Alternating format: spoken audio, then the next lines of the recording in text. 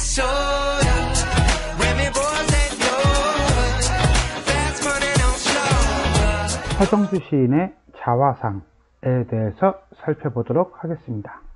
자, 시를 전체적으로 한번 살펴보도록 하겠습니다. 애비는 종이었다. 밤이 깊어도 오지 않았다. 팥뿌리 같은 늙은 할머니와 대추꽃이 한 주 서 있을 뿐이었다. 엄에는 달을 두고 풋살구 하나가 꼭 하나만 먹고 싶다고 하였으나 흙으로 바람벽한 호롱불 밑에 손톱이 까만 애미의 아들, 가보년이라든가 바다에 나가서는 돌아오지 않는다 하는 외할아버지의 숨많은 머리털과 그 커다란 눈이 나는 닮았다 한다. 23해 동안 나를 키운 건 파라리 바람이다. 세상은 가도 가도 부끄럽기만 하더라. 어떤 이는 내 눈에서 죄인을 읽고 가고 어떤 이는 내 입에서 천치를 읽고 가나 나는 아무것도 뉘우치지 않을란다. 찬란히 튀어오는 어느 아침에도 이마에 얹힌 시의 이슬에는 몇 방울의 피가 언제나 섞여 있어 벼치거나 그늘이거나 혓바닥을 늘어뜨린 병든 숙회마냥 헐떡거리며 나는 왔다. 전체 3개의 연으로 이루어진 시입니다. 보시면 알겠지만은 기본적으로 어때요? 산문의 형태로 1년이 나가고 있죠. 그러다가 2년, 3년 가면서 시가 산문에서 점점 서정시 형태로 내려가는 그런 변화 모습을 보여주고 있다라고 보시면 되겠습니다. 자, 한행 한 구절 한 구절 살펴보도록 하겠습니다. 애비는 종이었다. 종 그러면 일단 기본적으로 미천한 신분이겠네요. 다음에 이 시가 쓰여진 시대가 1945년 이전 일제강점기라는 걸 염두에 둔다면 식민지 백성이다 라고 볼 수도 있겠습니다. 기본적으로 나의 아버지는 종이다 라고 하는 화자의 가족사에 대한 고백이 드러나고 있다 라고 보시면 되겠어요.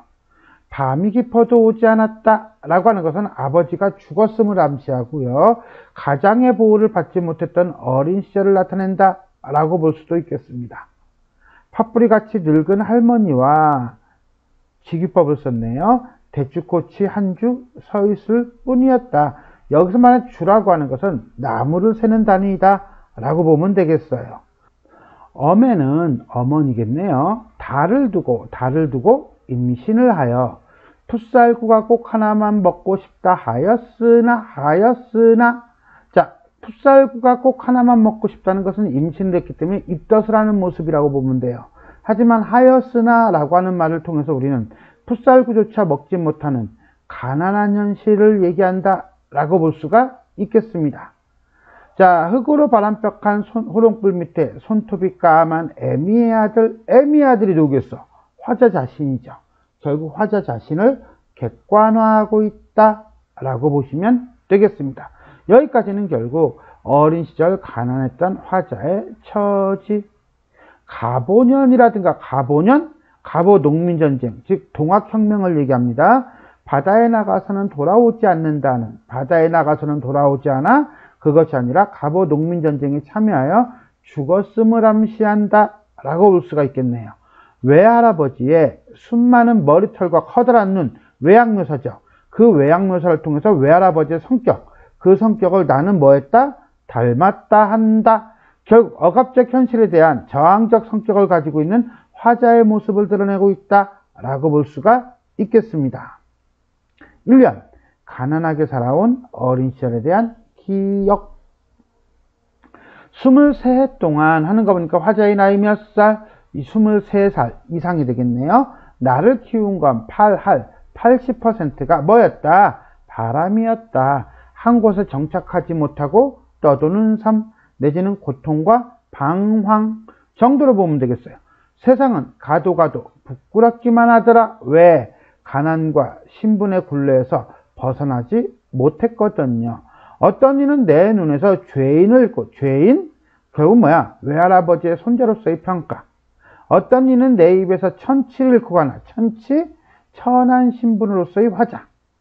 이러한 두 가지가 결국 뭐야? 화자를 바라보는 제3자, 다른 사람들의 평가라고 봐야겠네요. 하지만 나는 아무것도 뉘우치지 안을 안다. 자신의 삶에 대한 뭐? 당당함. 현실에 대한 뭐? 저항적 태도.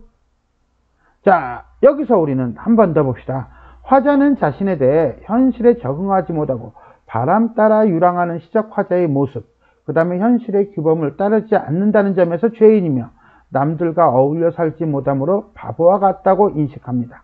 그렇지만 이렇게 자기 부정을 하면서도 화자는 자신의 의지를 당당하다라고 말합니다.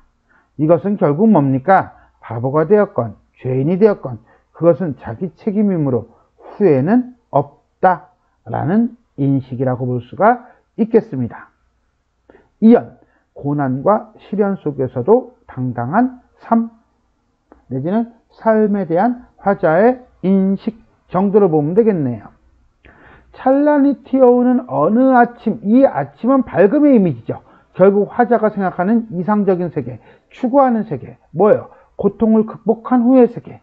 이마 위에 얹힌 시의 이슬에는, 시의 이슬?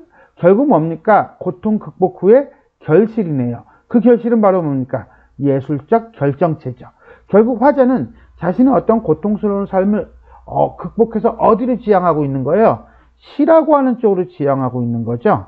그러니까 이 시를 어떤 사람은 부정적으로 바라볼 때 현실에 대한 도피다 라고 해석하는 사람도 있습니다만 우리는 거기까지는 가지 맙시다. 몇 방울의 피가 언제나 섞여 있어. 여기서 말하는 피는 희생이 되겠네요.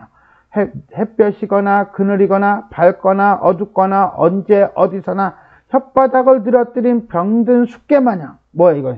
병든 숙회는 자기 자신에 대한 비유적 표현이면서 헐떡거리며 나는 왔다.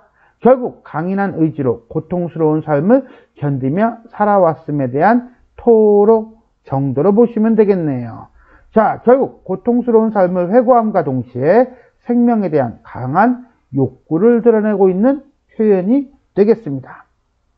3년, 고통스럽고 치열한 나의 삶과 그것의 결정체인 시 정도로 보면 되겠습니다.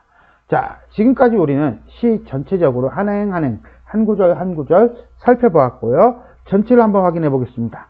자화상이니까 회고적이고요. 고백적이네요. 과거 삶에 대한 성찰과 치열한 삶에 대한 의지, 상징적 시어를 사용하여 자신의 삶을 통찰하고 있다. 자, 어떻게?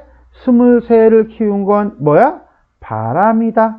여기서 말하는 바람은 방황만을 의미하는 것이 아니며 방황받고 하나 더 과거의 삶에 대한 전면적 부정이라고 볼 수도 있다. 몇 방울의 피를 다스리는 방법을 몰라 병든 숙회 마냥 살아왔지만 그러한 삶에 대해서 아무것도 뉘우치지 않는다라고 얘기합니다. 그러니까 전면적인 부정은 아닌 거예요. 결국 긍정과 다소간의 자만심을 드러내고 있다라고 볼 수도 있습니다. 그리고 이러한 바람은 긍정적인 표현으로 결국 서정주 시에서 중요한 어떤 테마가 되는 유랑의식의 원동력이 된다라고 해석하기도 합니다. 두 번째, 진솔한 자기 고백을 통해 자신의 존재와 정체성을 밝히고 있다. 자, 일단 먼저 어떻게 하고 있습니까? 그렇죠. 가족사를 먼저 얘기하고 있죠. 아버지는 종이었고 어머니와 할머니는 가난했고 외할아버지는 동학농민전쟁에 가담했다 라고 고백을 해요. 그리고 어떤 이는 나를 죄인으로 봅니다. 어떤 이는 나를 천치라고 봅니다. 왜? 자, 동학군에 가담했던 외할아버지의 손자로서의 평가로 죄인이라고 보기도 하고요. 천한 신분의 화자로서 천치라고도 봅니다. 이렇게 자기 자신에 대해서 진솔하게 자기 고백을 합니다.